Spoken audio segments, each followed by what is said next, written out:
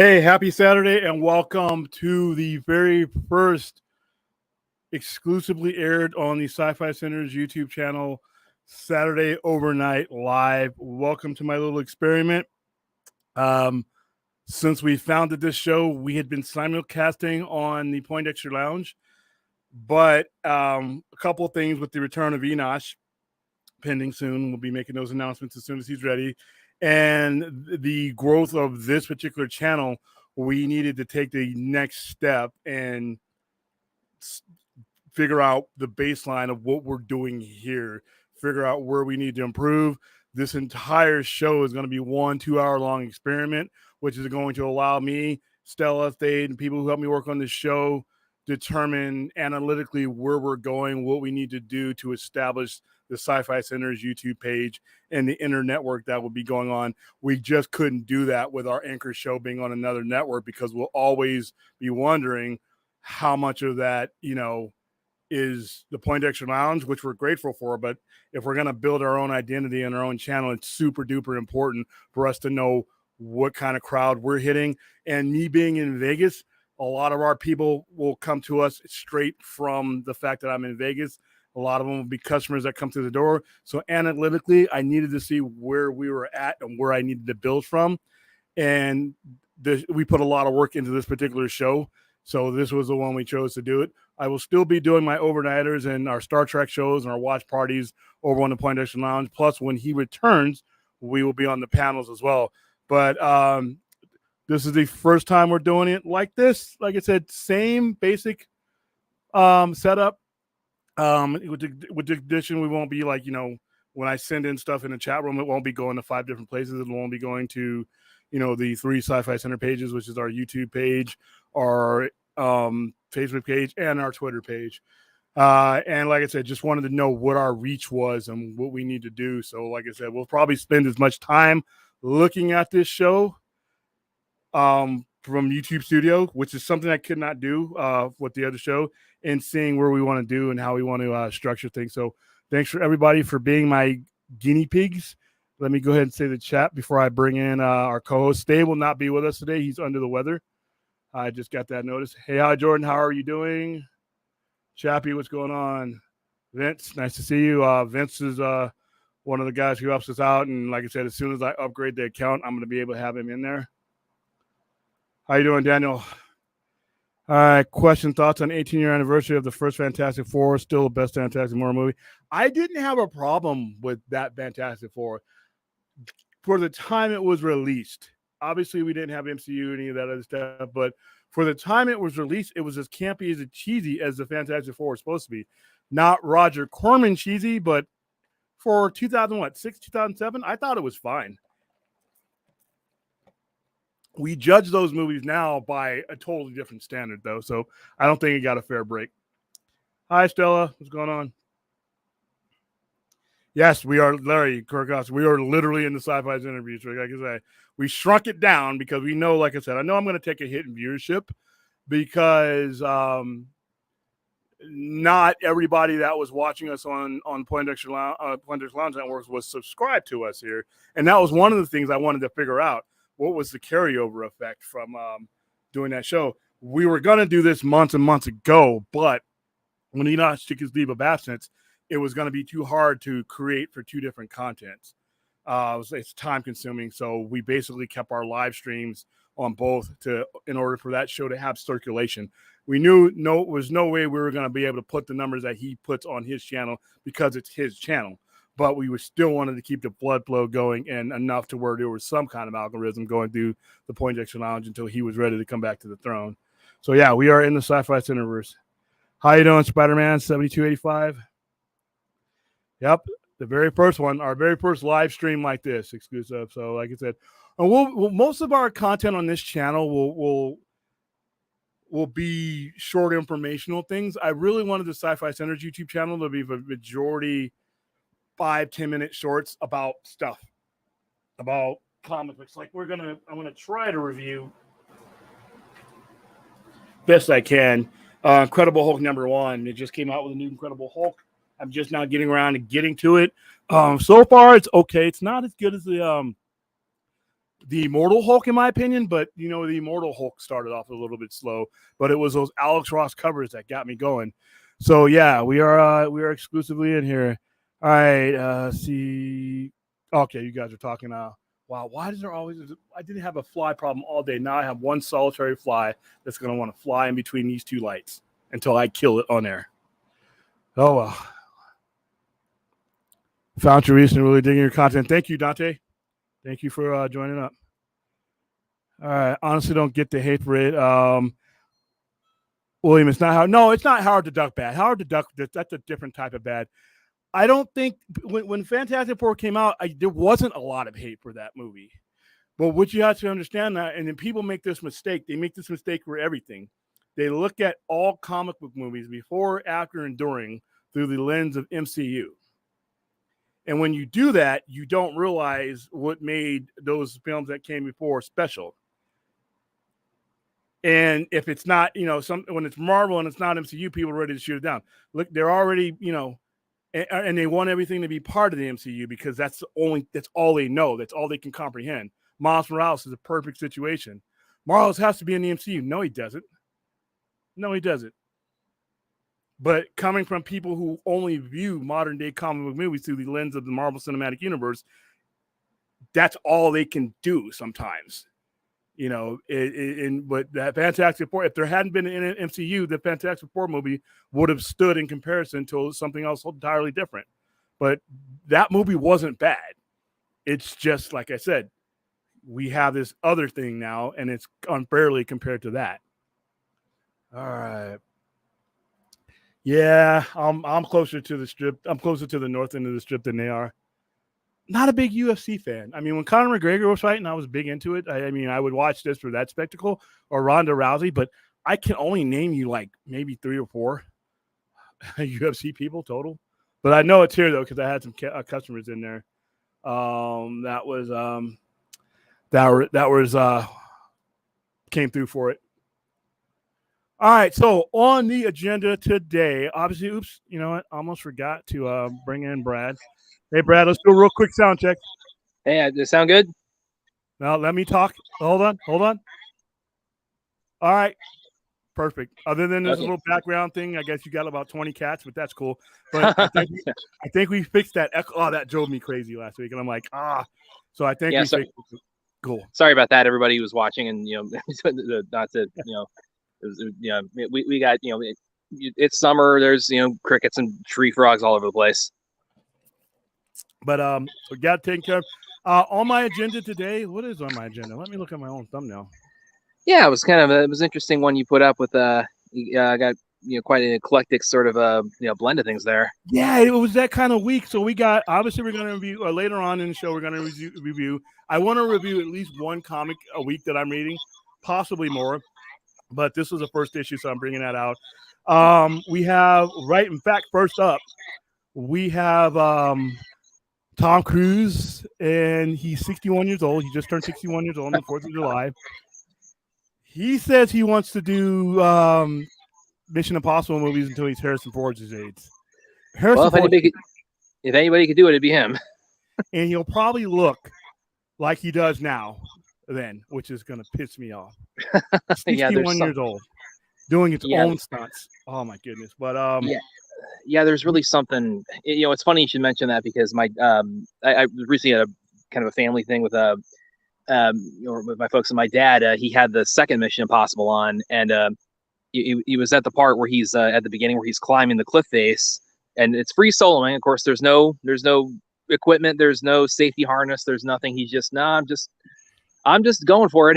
And Anthony Hopkins meets him on, yeah, and it gets he swings himself from one edge to the other, and he's hanging by one hand, and he finally gets to the part where he's made it to the top, and my dad, like in his living room, like pumps his fists in the air and applauds. This 20 space.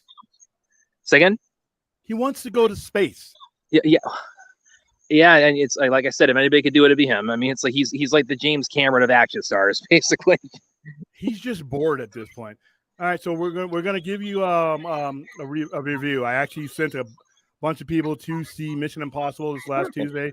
One of them is Cody Brockup, and I'm gonna go ahead and bring him as you. What something else were we talking about? Were we giving I'll be giving a spoiler review of episode 4 of Secret Invasion, a show that I am rather enjoying. We will be discussing Oppenheimer, not just the movie, but the man himself. And the case can be made that he is not only the father of the nuclear age, he may be the father of modern science fiction, given, a lot of the movies that were built on that fear. So that's something else we'll get to. And also 2023, my math is correct, and it is, marks the 35th anniversary of one of the greatest Batman stories ever told. One of the primary reasons why I hate the animated series, especially the 90s version, and along with the Dark Knight Returns, changed Batman. It changed the trajectory of what it meant to write Batman from 1986 to around 1990 before it got softened up for a kids' television show. And that's The Killing Joke. 35 years ago, 1988, and I bought this off the shelf, Lone Warrior Comics, San Bernardino, California, that tells you how old I am. And The Killing Joke changed everything for me. If you were reading Batman in the 80s like I was, you saw the turning point of how things were changed. The stories were different. They killed Robin off the next year. There was a lot more grit, a lot more blood, a lot more violence. It was a brutal story. It was also a controversial story given what happens. And it also changed the way women were perceived in comic books too, as far as the whole victim thing. And it was very controversial. 5 years later, you'd have Green Lantern's current girlfriend at the time stuffed in a refrigerator, and that created an entire meme on its own. So we're going to get to the 35th anniversary of The Killing Joke, which I think one of the most important, most influential stories in comics, period. But the first thing we're going to do is we're going to, like I said, last Tuesday we sent a lot of people to go see Mission Impossible: Dead Reckoning. I couldn't be there, so I'm jealous. I had a schedule conflict, but I am too. One of the people that I sent is Cody, and you guys will know Cody from the previous week where he did Indiana Jones for me. And every opportunity that I get to send him, and mostly when I can't go, he'll be the person that does our reviews if he's available. So he reviewed Mission Impossible, I think it's 7, Dead Reckoning Part 1. And here he goes. Hey guys, this is Cody from the Brock Up side, here to give you my quick review of Mission Impossible Dead Reckoning Part 1. I got the chance to see this movie a couple days early, thanks to the Sci-Fi Center for getting me into that advanced screening. And I never turned down an opportunity to watch Tom Cruise run on camera because, he's just really good at it, I don't know what to tell you. Anyways, if you want to check out my full review, I'll have a link to that somewhere down below, but otherwise, enjoy the review. And simply put, you do get what you expect from the newer Mission Impossible movies, some really impressive practical effects, some insane stunt work, and an opening title sequence that makes you want to get up and just Tom Cruise run down the street until you get hit by a bus or something. How director Christopher McQuarrie keeps making these top-notch action movies, I'll never know. This time around, Ethan Hunt and company are dealing with a key to basically this really powerful AI which can predict the future and control governments, something that's very much a point of contention right now, so it's a very timely situation for these characters to be in. And while we don't get the full extent of what this AI can do necessarily, it adds a whole new level of deception where it's like, oh, I really don't know who I can trust this time around. Everybody back from the previous movies are once again great, including Tom Cruise being an absolute mad lad, and Rebecca Ferguson just being a complete badass. And we do have some new welcome additions, including Haley Atwell, who plays a jewel thief who gets roped up into Ethan Hunt's crew and has to help save the world. You know how that goes. As well as Palm Klimentoff, whose actions definitely speak louder than words. Literally, she has very minimal dialogue, but she kicks a lot of ass in this movie. It's really cool. Both of them are clearly being set up for bigger things in part 2, so I can't wait to see what they do there. Now, the big thing most people come to these Mission Impossible movies for are the really impressive stunts. There's always that one really impressive stunt that they highlight more than anything in the marketing, whether it be Tom Cruise hanging off the side of a plane midair, or that really impressive one-shot base jumping sequence from Fallout. This time we get Tom Cruise riding a motorcycle off a cliff and parachuting onto a train, which, yeah, is super cool, but I feel like it's not as insane as things we've gotten before. before. And that's kind of my main issue with this particular movie, is it feels like it doesn't ever really top Mission Impossible Fallout, which I'm not necessarily faulting them for, because Mission Impossible Fallout is just a masterclass of action filmmaking, and yeah, I wouldn't want to have to try to beat that movie either. Long story short, Mission Impossible Dead Reckoning Part 1 still delivers on what you want from a Mission Impossible movie that just feels like summer blockbuster fine dining, and I can't wait to see what they do with Part 2. And I've pretty much learned since Top Gun Maverick came out last year to just never question Tom Cruise. Ever. Okay, I got a problem with that. You wanted them to top Fallout. There's stuff that happened in Fallout that could have gotten people killed. What more do you want this man to do? See, Cody, you know you're watching this. Your guys like you are what keeps Tom Cruise continuing to be an absolute psychopath. He's watching shows like this and says, "Oh, that wasn't good enough for you. Watch this." Yeah, that probably is part of what's incentivizing him a lot. And well, I would even go back to what I was just saying a minute ago about Mission Impossible 2 with the cliff face climbing, with again free soloing that, no gear. I mean, nothing to it's. You know, you really want to like kind of like backtrack to like when did Tom Cruise when he entered this phase of like he's just going to basically be like America's Jackie Chan, as I've heard him described in some quarters, and I think that's actually very apt now. Yeah, Fallout jumps up in the air and jumps off of walls. This is far beyond Jackie Chan. This bull's jumping out of planes. This bull's doing Halo. Now, Halo is something that when you do it in the military, you sign a waiver.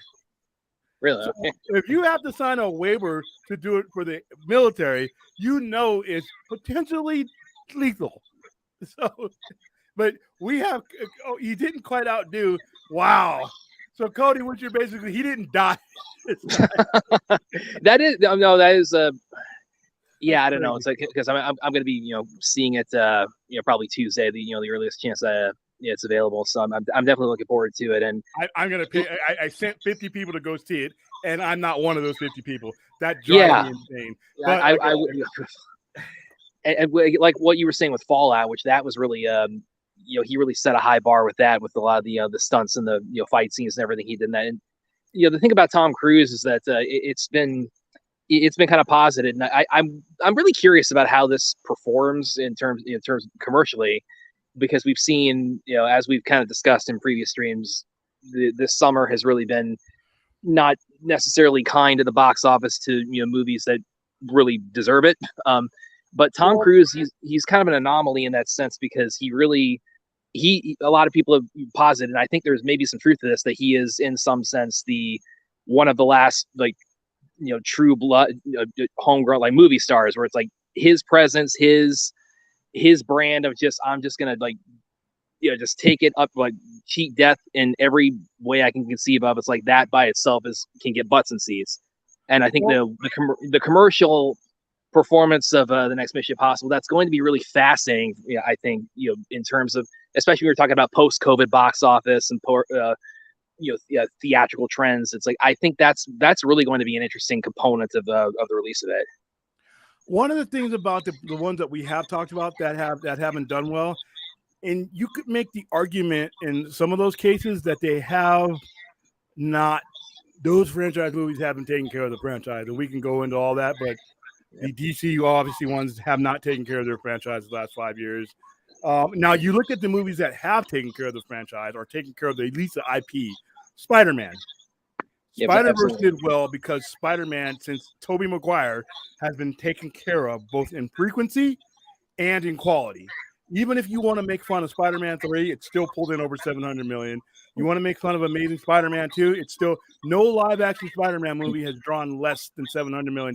And that's considered the low point. Amazing too. Yeah, and that's kept up in frequency.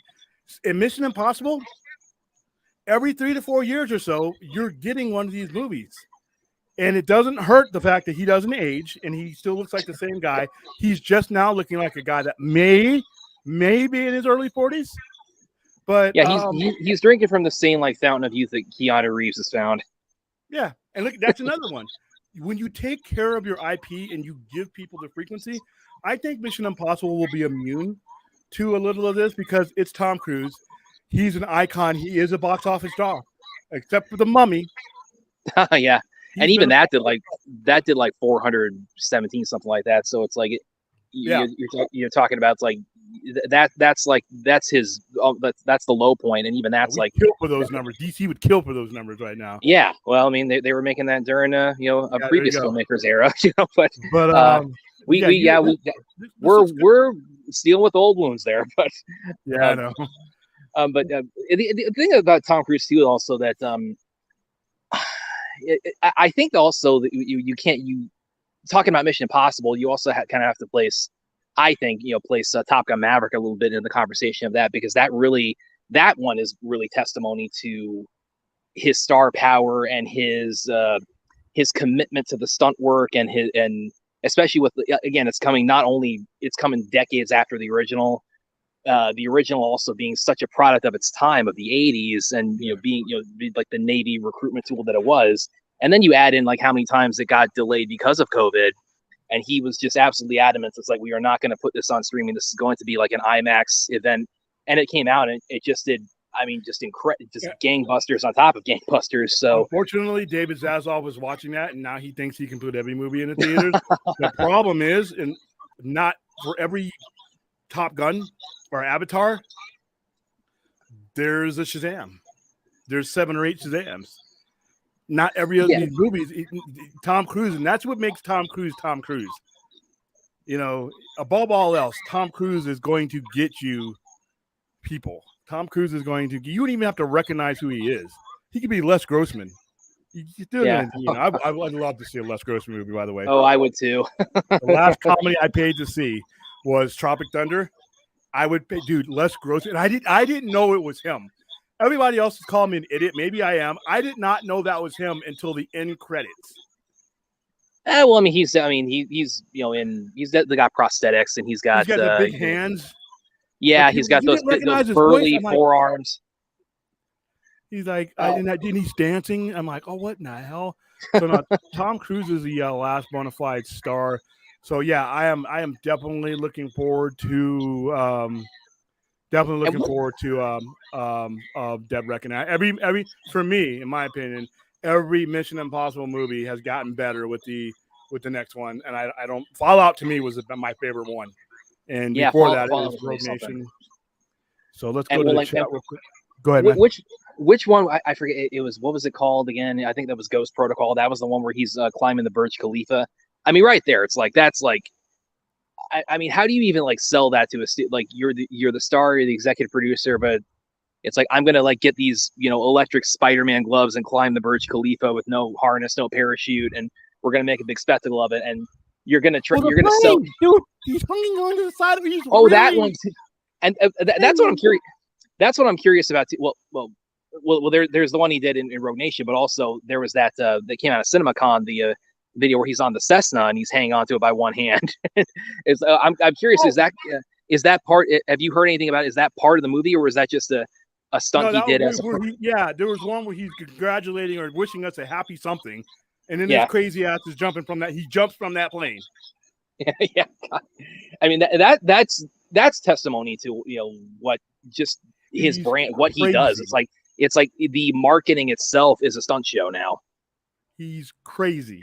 That's what it's. And like you said, he's in his early 60s. He's like, I want to keep doing this until I'm Harrison Ford's age, and he could. I mean, he could put. I couldn't write off him pushing it further than that at this point. I mean, he's a guy like could be in his 90s, and he's like, we're gonna give us stunts on top of Mount Everest. He'll be 90 and he'll look just slightly older than he does today. It's a damn shame. Yeah. I don't know about the Blue Beetle trailer, Aztec. I heard about that, but I'm sorry, guys. When it comes to Blue Beetle, I'm just not there with it right now yet. I mean, I guess to me, it was when it first was conceived. I was told HBO Max, and I figured, okay, that's fine with me. It's Blue Beetle. Yeah. Yeah, there was like a TV spot or something that popped up on Twitter the last 24 hours or so. It's fairly short, but it shows you a few new things. Yeah, we'll probably be promoting that movie. I'm not that one. I guess I just don't have any. That and Barbie are the two movies that I know I'm probably just not going to go see. Barbie versus Oppenheimer. That's a real kind of, apparently that's been sort of now posited as the sort of, the box office battle royale this summer, and that's we're promoting Barbie too. Barbie's going to absolutely destroy Oppenheimer, but that's what it's supposed to. I mean, it's like, okay, do you want to go do homework or do you want to go watch hot chicks? Ooh, it's like the kind of choice you have. But all right, when I get home from work tonight, I'll start working on shorts and clips for the stream. All right, cool. Thoughts on Eon Flux? Oh, dude, I go way back with Eon Flux, back with something called, you damn kids don't understand, called Liquid Television on MTV. That's where Eon Flux first came out. The cartoon, not the Charlize Theron movie. The cartoon was so exaggerated. She would die every cartoon. She would just find a way to get killed or poisoned every cartoon, but they would keep them coming, which was hilarious. But yeah, look up something called Liquid Television. It used to be on Sunday nights on MTV, back when MTV was really cool. I don't know what the hell happened. But yeah, I love Aeon Flux. Are you talking about the cartoon or are you making fun of Elon Musk? Well, apparently there's a celebrity boxing match between him and Zucker. I haven't like dove deep into that, but apparently that's something that's being really pushed heavily, and people are really putting a lot of expectation into that. And it's like, do either of them have any like training or experience? Because I don't see any that it's just a circus. Does the world need that? No. All right, listen, I signed up for Threads. Well, I hate Twitter, to be honest with you. I've had Twitter longer than I've had any other social media service, but I don't use it as much. If you notice, if you guys follow me on Twitter, I'm using it more and more, especially in conjunction with other apps, but it's not my go-to app. Instagram, Facebook are. I think Threads is going to replace Facebook for me because, eventually it'll have more features, but I don't like Twitter. I don't like the environment that Twitter has become. And I'm not a big fan of an unstable genius running it just for fun. I don't think of all the things he's capable of, running a social media company is not one of them, and it clearly shows. So no, I'm not the biggest fan of Twitter. Yeah, I don't know. I haven't really like kind of waded into the the never-ending debate on Elon Musk as the Twitter CEO. I mean, when that news broke, I just kind of thought, okay, some rich asshole owns Twitter now. Okay, what else is new? But I mean, there's definitely, I think, been reason to question certain outcomes that have happened in the last couple of months. But it is what it is, and hopefully that gets under control. So Twitter gets under control. Now he can't even sell it. He's devalued it so much that nobody wants it. So, and 30 to 40 million people signing up in the first 2 days. When your competitor opens something, granted, yeah, it was integrated into Instagram and made it a lot easier for you to get your following back. Still, though, that's a lot of people. And really, it's like get back to work on the electric car. I think that's kind of what he, that's where he was really kind of breaking ground. Yeah, let's see. We're still talking about Fantastic Four. All right, thoughts on. So I don't know if you were asking me about Eon Flux or were you asking me about him? It's interesting. Yeah, because I heard you talking about a little bit about that at the beginning, and I have it's really interesting with my relationship with it because I don't have like any profound attachment to the Fantastic Four. In terms of like your superhero teams. I mean, obviously, I think it's pretty clear. Kind of the one closest to my heart, of course, is JL. And then, of course, after that, you got like X-Men and Defenders and Teen Titans and Avengers things. But Fantastic Four, I was never really that enamored with it. So I didn't really. The movies themselves didn't really pull me in just as on a default as much as something you would expect for as far as like the big cape ship boom. But I didn't like. I'm definitely of the.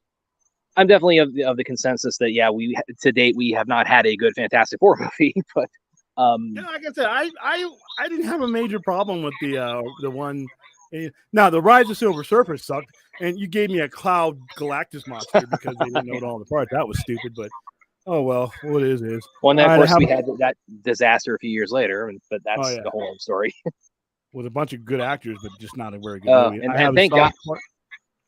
Wait, I was about to say also thank God that, you know, for as far as Michael B. Jordan, one thing I've joked around with people is like, thank God he had Creed a few months later. We never would have seen him again. Creed, Black Panther. Yeah. All right. I have a soft spot some of the early 2000 comic book movies, especially Marvel and all those haters out there. I'm sorry you didn't have your MCU, but it wasn't for those movies. Well, you wouldn't. No, especially X-Men. I think X-Men is one of the most important comic book movies. Not in terms of, it was a great movie, but in terms of the tone that you could take with those characters and the money you could spend to get to that level, I think X-Men is the one that opened the door.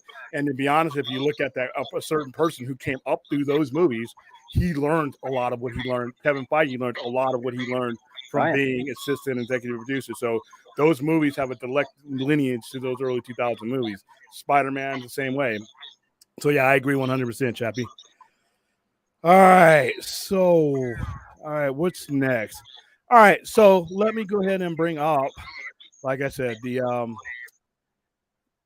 35th anniversary of The Killing Joke. How old are you, Brad? I'm 36, actually. Damn kids, man.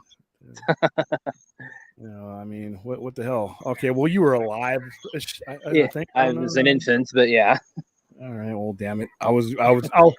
What was I? I was 14 when I first bought this, and you had to get permission from your parents to get it when I got it from where I was at. Yeah, one of the jokes I tell is it's the rare Killing Joke is one of the rare instances where you can judge a book by its cover. All right, this was it for me. This was Batman for me. This combined with The Dark Knight was what, to this day, the standard I hold Batman storytelling to. So if you read, even in all due respect to Neil Adams, all due respect to those guys in the 70s and the 80s that were telling Batman stories, and they were doing just fine. They did great. Frank Miller's The Dark Knight, and we did a stream on this about a year or so ago. The Sci-Fi Center presents the influence of Frank Miller's Dark Knight. I'm going to post that up here pretty soon. Those two books, those two stories, to me, changed everything. What happens? It also, in my opinion, it influences the portrayal of the Joker from that point on. Not in the cartoon. I don't count the cartoon. But as far as like cinematically, you look at, in my opinion, Heath Ledger's Joker is an amalgam of The Long Halloween, but you also got to look, you know, in my opinion, to some of the psychosis that you see in Batman the Killing Joke. Alan Moore regrets certain aspects of The Killing Joke. He thinks that the violence and, you know, what happened to Barbara Gordon was over the top and gratuitous in hindsight. To me, it lined the Joker up with a standard serial killer. It showed you just how crazy and how dangerous he could be and how he views things. His interaction with Batman is to this day, is some of the best interaction in the entire time they've been being put in ink on comics. The opening scene where Batman and him are talking to each other, he doesn't realize he's not talking to the Joker, but he's talking to the Joker about this eventual end of the cycle of violence between them. One of them is going to die. He says, and it's quote, I'm going to kill you or you're going to kill me. And they've gone through this vicious circus so long that Batman knows, he sees the writing on the wall. Whereas the Joker, this entire graphic novel, he's out to prove a point.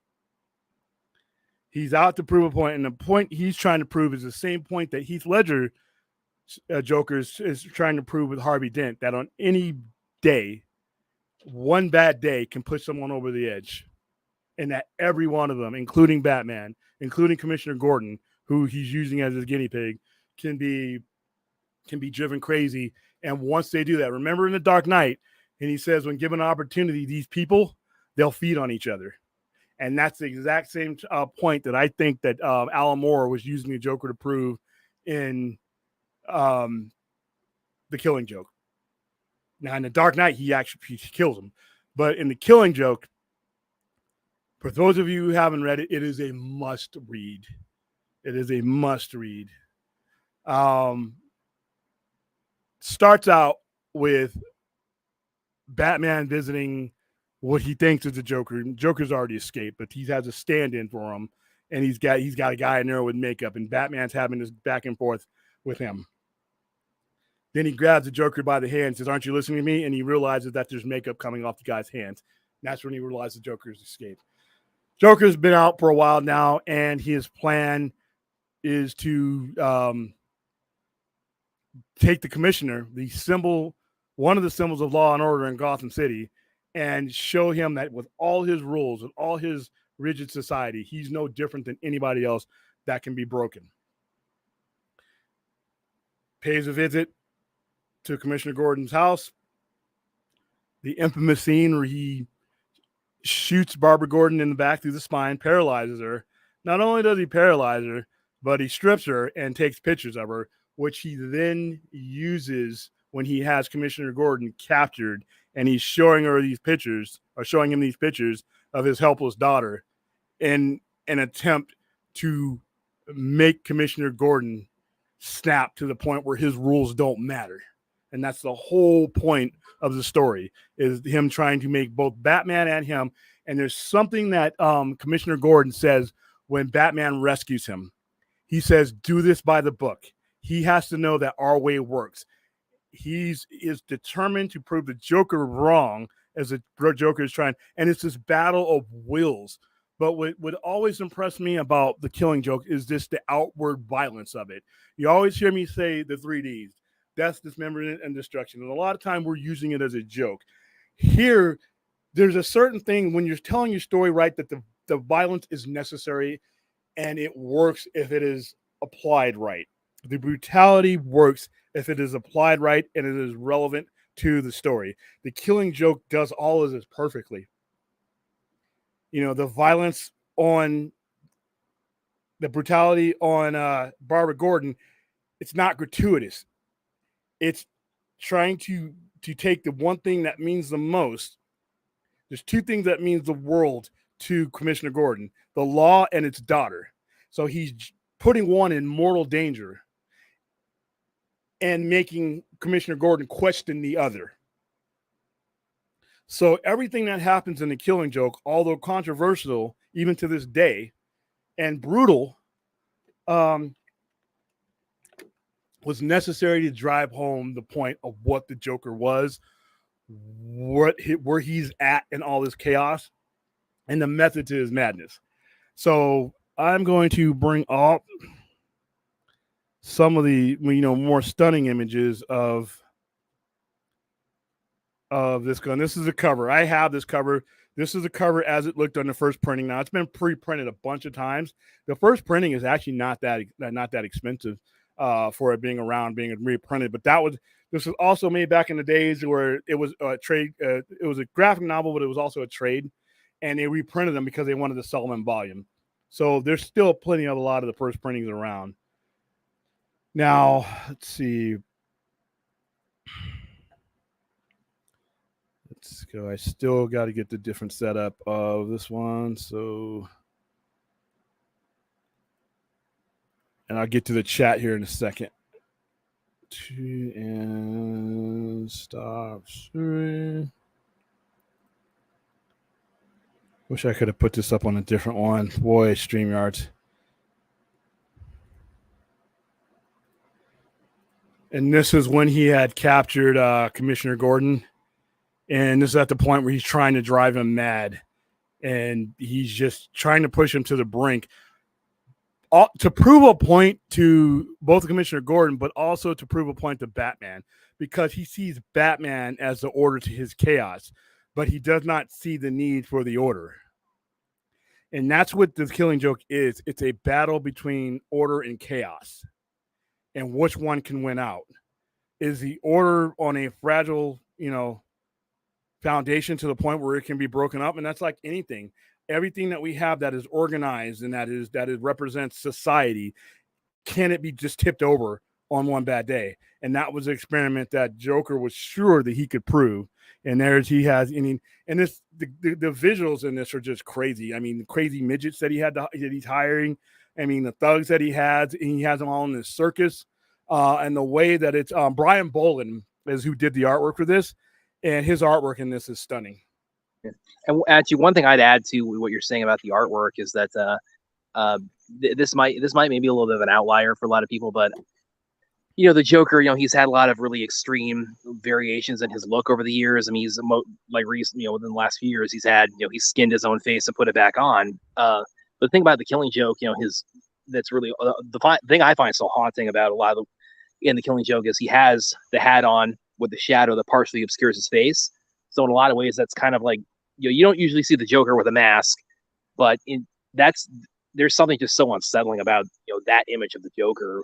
I mean, it portrays him in such a sinister, just dark, demonic sort of presence that you just, as you said, like up to that point, we hadn't seen that often in comics, with the Joker, and until this point.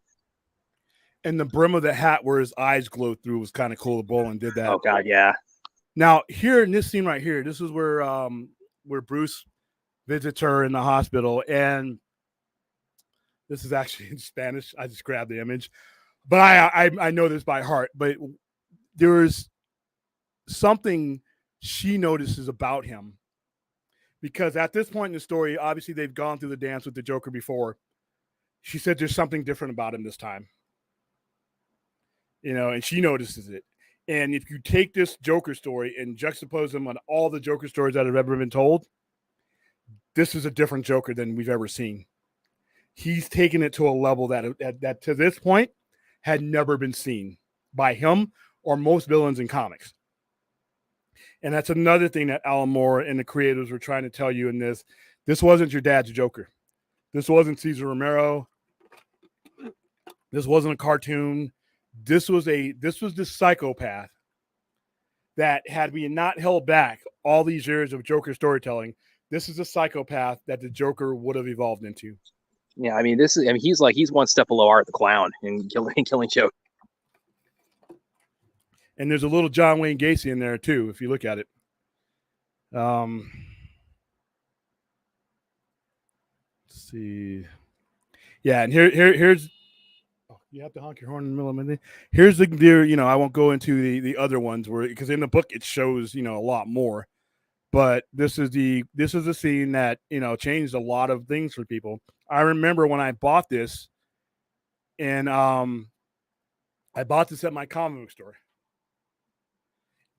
Joe, so just imagine how kind of skittish we are about certain things and cancel culture and all that kind of crazy stuff, that we have now, right? This is in 1988. This was 35 years ago.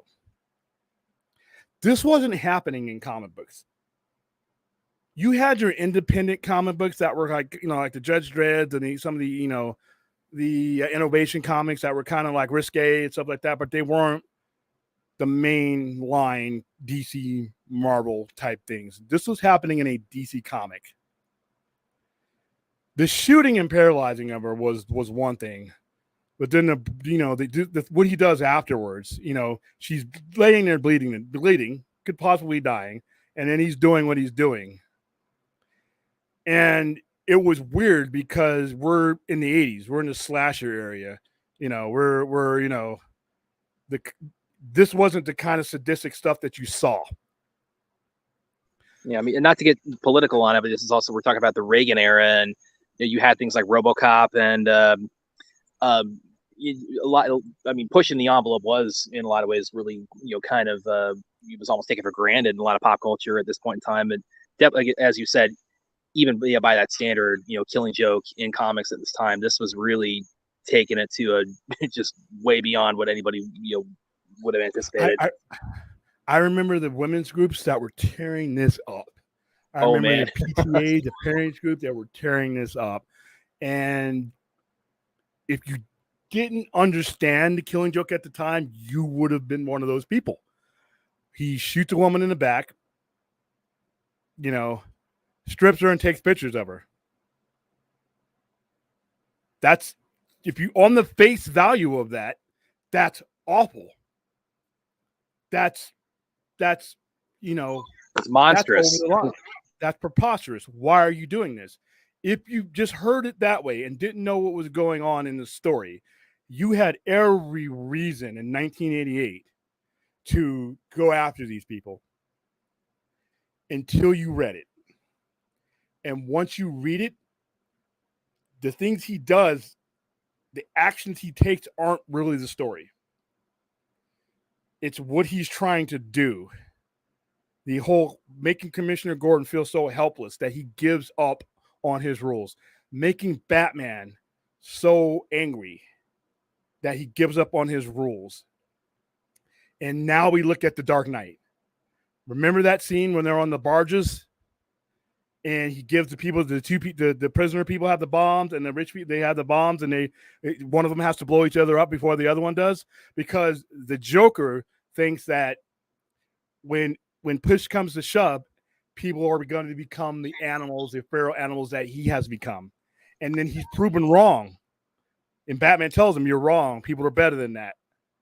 And it's just, but you look, Dark Knight came out in 2008. So 20 years prior, the Killing Joke set the stage for that battle. By the way, go ahead.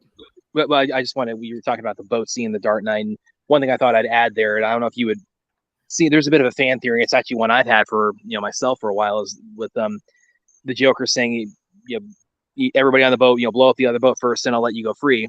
There's a fan theory. It's that he tells them he gave each of them the detonator for the opposite boat, but his trick was that he'd actually given them the detonator for their own boat. So that was like his kind of last, sort of way of getting the last laugh on all of them. And I was kind of wondering what your thoughts are on that, because that strikes me as something that he would do.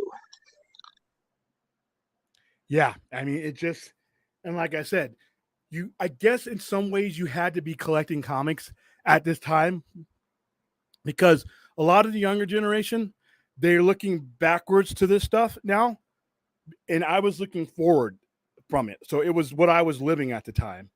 See, and this is where it brings me back to Batman the Animated. I understand you guys love it. It's not poor quality stuff. You take the bat off of his chest and you take him out of Gotham, that's a really good procedural cartoon. The problem, I don't have a problem as much with 90s animation. I know I make fun of it. I have a problem with 90s animation having a disproportionate effect on storytelling going forward, because that's what tends to happen. You think you got an audience, let's steer everything to that audience.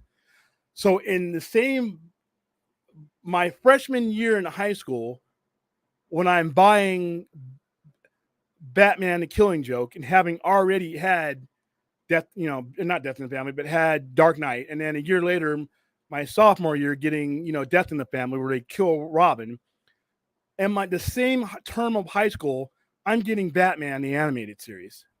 So I held in my hand the brutality, the honest brutality, that the relationship of Batman and the Joker and what Gotham is and everything is in my hand as a freshman. But by the time I was a senior, I had softcore Batman. And I'm like, Mark Hamill, you did a great job as Joker. I'm not knocking the quality of it. This is the Joker to me. I'd love to get you on a stream with Film Junkie and Mr. Scott McClellan, because of course they do their stream on Batman the Animated Series. They have it animated. And of course agree. And I mean, those were very definitely important to me in my kind of early DC fandom as a kid. But and what you were talking about though with as far as the animated series having like a disproportionate impact on just the overall mythos of the character, the Joker and Batman and all that. Like one thing I might need some help on this. Did Hamill, did he voice the Joker in the Killing Joke animated movie? What's up? Did he voice the Joker in the Killing Joke animated movie for a few years ago? I think he did. I need, because he's voiced the Joker in damn near every Joker incarnation there's been, but and of course that came, that had its own controversies that were ironically, sort of independent of the ones that were built into it. That sort of arose out what they added to the Killing Joke animated movie, which oh yeah, the sex that yeah. You know what? To be honest with you, now when you talk about that animation, I'm on board with the modern stuff because it's actually along the same lines. The '90s stuff wasn't, but they kind of came home with those things. Yeah, the sex scene with Barbara and Batman, it didn't bother me. I didn't think it was necessary, but you know what? That's fine. They didn't take away. I'm surprised that they went as far as they did in that cartoon. The Killing Joke cartoon. Yeah, I think so too. When I heard that they were making that, I'm like, oh no. You thought they were gonna like really water it down. And like I said, here's the thing when it comes to this type of brutality. I understand it's disturbing to people, but if you're a storyteller and that is the tool that you're using to emphasize, don't take away from your storytelling just because it might make people uncomfortable. If you can't use the tools to tell your story, no matter what it is, then don't tell your story. Don't sugarcoat it for me. That's why I always say when you're doing a movie on a brutal serial killer, but you don't want to detail his crimes because you think that's over the top, too gratuitous. To me, when you're telling a story like this, you're making a court case. You're not trying to get a verdict out of me, but you're trying to get an emotional connection out of me. How am I supposed to feel the emotional connection if I don't know the extent of what he did? It's kind of like the Freddy Krueger effect. Freddy Krueger did awful things to children. That was implied and not implied. But here we are laughing and joking with Freddy. I'm like, but and it's like let the storyteller do his thing. If you don't want to watch it, that's one thing. But like I said, this is the Joker to me. This is what it, the edge that they put on comics in the late 80s. And then they kind of went away from it in the mid 90s. And I think that's where DC and Marvel tried to make what was a harder edge. And the equivalent of Marvel was the X-Men. And once again, you had a cartoon that you had to make for children. And I know we talk about Film Junkie and Scott McClellan. When I was, they're 8 and 10 years younger than me. So I was in a different spot. So I can appreciate where they were at in life when they saw this. That was Batman to them. Whereas before I had this. So, but with the X-Men, I went from Mutant Massacre, Inferno, Fall of the Mutants. Those are the X-Men that Chris Claremont worked hard to keep those stories isolated. And then we turn over into the X-Men cartoon, which is more softcore to me. It's like, ugh. Well, I think the X-Men, a lot of the Fox Kids Marvel shows, those were, I think the Batman animated series, Superman, those I think probably, those did a better job, I think, in maintaining a little bit more in terms of age neutrality. But X-Men, Spider-Man, the Fox Marvel shows, those, you watch those now, those are definitely intended for kids much more overtly. Yeah. And I'm going to make the argument, and I always use the Dark Knight Returns and I use the Killing Jokes as my two Exhibit A and Exhibit B. Batman is not for kids.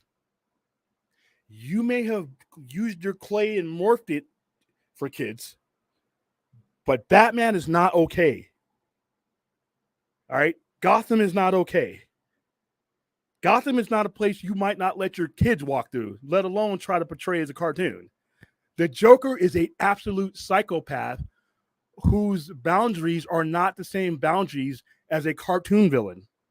And Exhibit A is right in front of you. What he did, what he did to Barbara Gordon, that's the boundlessness of his psychopath.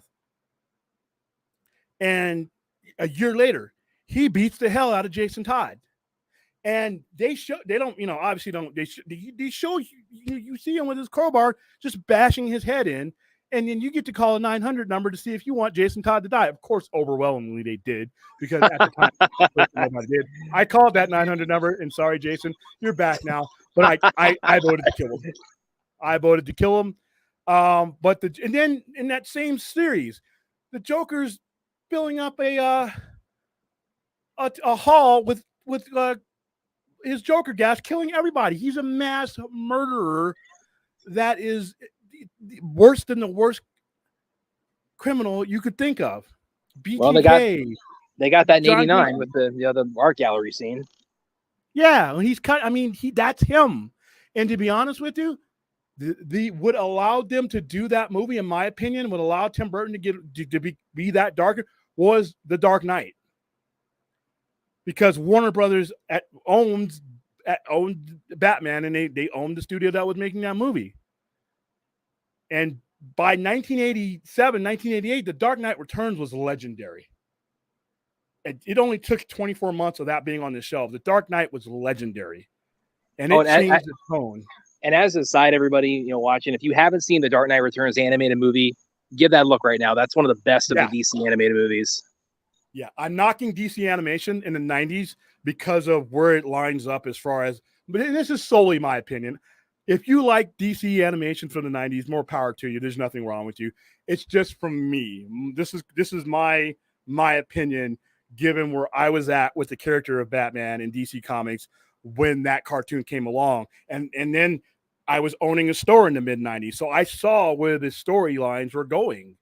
And I saw where they were pulling back a little bit. You had some creators that would go all out, but you kind of saw it just got kind of neutered a little bit. And the expectation going forward, I still hear today that they should use the DC animated universe, as a basis of the live action. And that makes me want to throw up. That makes me want to projectile vomit on all my equipment, some expensive comics that are in front of me. And if I don't have any food in my stomach, I'll dry heave. Whatever that animated stuff was to you guys, I can appreciate and respect that. I saw this stuff, though. I saw it. I'm like, under no circumstances do I ever want that to influence live action. Ever. All right? That's just me. We'll just have to differ on that. If you're going to influence comic books and live action, it needs to be true to what these characters are. Well, and interesting you should bring that, because I was a little bit of a Twilight Zone, maybe you could say, with my kind of introduction to Batman as a kid, because I was discovering Batman right when Keaton was in his first movie. At the same time, of course, they were playing in syndication the Adam West Show, and then of course he had the animated series starting. So I always remember to this day when my mother would pull up Batman, she'd say Batman's on it. My default, the way I distinguished them at that age, was I would ask the black Batman or the blue Batman. And that's kind of like, that's really emblematic of like how like a 5-year-old. Yes, Zeke, start with Green Lantern. Say again? No, I'm sorry. It's about Don I need DC. to catch Okay. up on Don and DC. Yeah, start with Green Lantern. I think it's the best of them.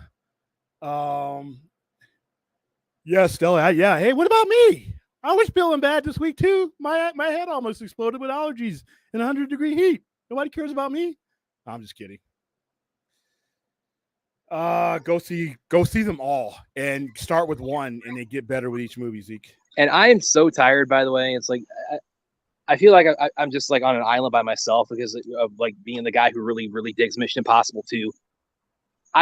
Where's the hate, the retroactive hate for that coming from? It's like I don't understand that at all.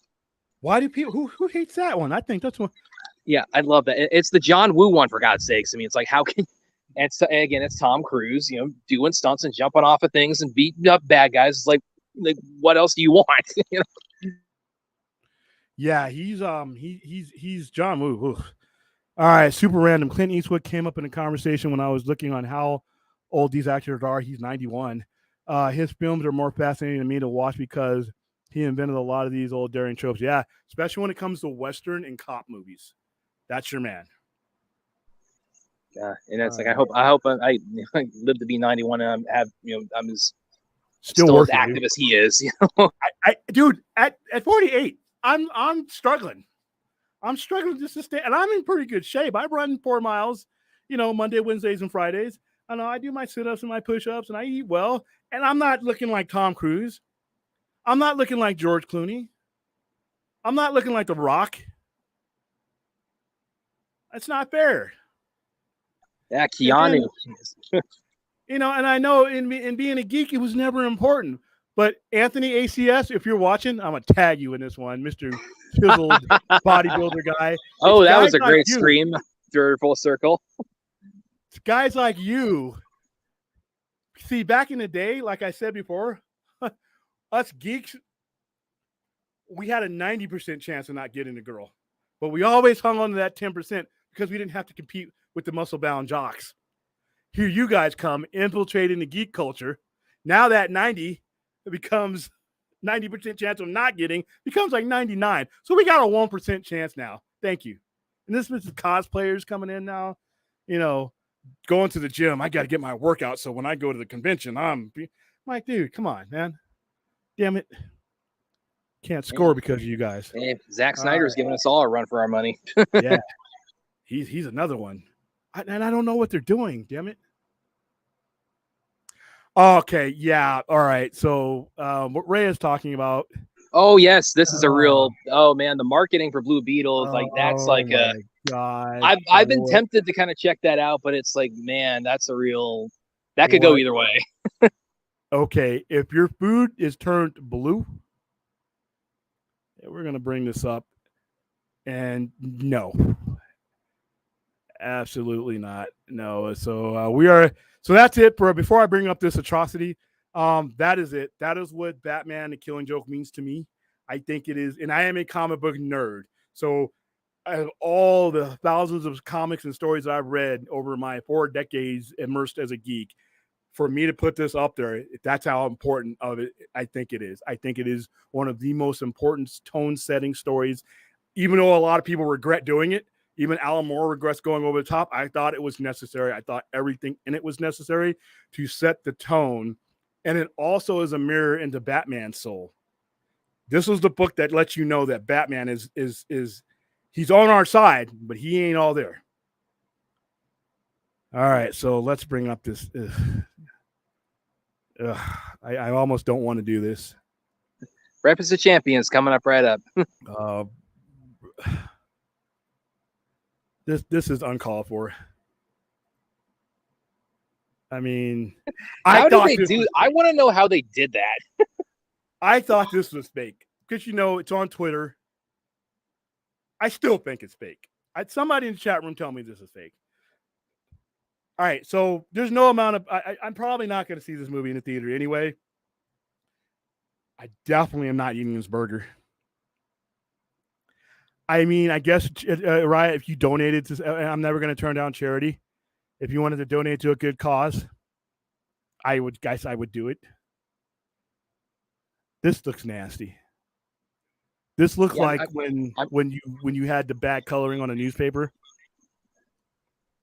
I wondered what was the chemical process that went into making this blue burger bun? Mold. Back in the day, when your food turned blue, it meant mold. You didn't eat blue stuff because you would be sick. If you opened up the bread at the supermarket or you saw it on the side and it had blue on it, guess where it went? In the trash. Well, what's Beetle like about this burger anyway? And by the way, do we need to be likening fast food to Beetles anyway? If that's how we're going to be trying to market our movie. I don't know if I want a bug associated with my burger anymore than I want a rat associated with my pizza. But hey, that worked out well for them. So I don't know, Rat. We'll have to talk offline about this. This is going to be a tough one. I don't know if the gag reflex of seeing something blue headed towards my mouth might be a little bit too much. Hopefully, they should at least have some good toys in the meal. Yeah, I seen the pop figures on its way out. So Williamson's Tom Cruise doesn't age, and if he doesn't wind up dying in one of his next 5 distinct Mission Impossible, would you stop and think maybe Scientology is real? You know what, man? Yeah, I've heard people make that joke where they've said, there might be more of the Scientology thing than we're giving it credit for. I may have to capture Tom Cruise and take some blood samples. All right, I'm gonna go see Blue Beetle. It will be a fun day with my girlfriend. We're gonna go see Barbie and Oppenheimer. I'm not gonna go see Barbie. That's just too much pink for me. I'm definitely gonna go see Oppenheimer. We're promoting Oppenheimer, so we're definitely gonna go see that. And like I said, Oppenheimer is huge. So, all right. So let's think. Speaking of Oppenheimer, I didn't bring up a bunch of graphics for Oppenheimer because I was gonna just go. I mean, real slow on this one. The default is kind of a mushroom cloud anyway. Yeah, I mean, does everybody bring up my graphic here? Let's just bring up my. Let's see. Oh, first of all, before I even came on air, and after I made this, this thumbnail, Christopher Nolan comes out with some kind of article, I guess, while I was working today about how intense the love scenes are in here, and that there's a lot of nudity in this between him and his mistress or his ex. Yeah, I Both. thought I saw something about that. I'm like, okay, what? Okay. I'm like, this obviously means that Florence Pugh sure forecasting Oppenheimer steamy scenes ahead. Oh, there's going to be man junk in here, isn't it? Okay. Yeah, they made a full-on article about that, but I'm like, wow, that is not what I was expecting to be an aspect of. Yeah, I wasn't. Of the movie. I mean, well, but you know what? Really, of any Nolan movie. He says, yeah, he says he's in his article. He's gone further in displaying the romanticism and love, and then he has any of his. Let me bring this up because it's kind of interesting given what kind of movie it is. But once again, if that is a tool that he thinks he needs to use, I don't hold back on my account. All right, Florence Pugh is apparently going to be in scenes for the upcoming Oppenheimer movie where she'll be in her birthday suit, and it seems like she's getting the party started already. So I guess she's promoting it. If I had the bodies of these guys, I'd be like, you know what? Yeah, maybe I'd do it. There's a report that gets into the purported nitty gritty of Christopher Nolan's new flick, and in it, Florence and the lead star Cillian Murphy are said to be getting hot and heavy on and off, often on camera, the way Cian's never quite attempted to do Christopher Nolan. So yeah, this is something he just doesn't do. If you watch, and there's about there were about 6 double entendres in the way they've written this article already. I know. TMZ doesn't give a shit. How's the Guardian describes it, although Nolan is usually, shall we say, antiseptic in his approach to romance, Oppenheimer represents a significant shift, they add. It features prolonged full nudity for Murphy and Florence Pugh, who plays Oppenheimer's ex-fiance, as well as sex. Okay. I'm glad they added as well as sex. I'm like, what else are they doing? Okay. Oh, yeah, I never would have figured that out myself. And there are complicated scenes with Emily Blunt, who plays his wife, that were pretty heavy. In other words, it sounds like we're going to be seeing a lot of skin. Florence Pugh really doesn't care about that. She's probably signed on for that, no problem.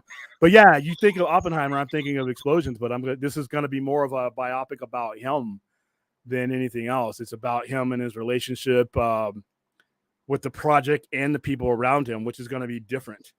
Because like obviously that's fine with me because the history of Oppenheimer we already know. I mean, every documentary out there, I've ad nauseum. Even the character that Matt Damon plays, the general that was in charge of Matt, I know all this.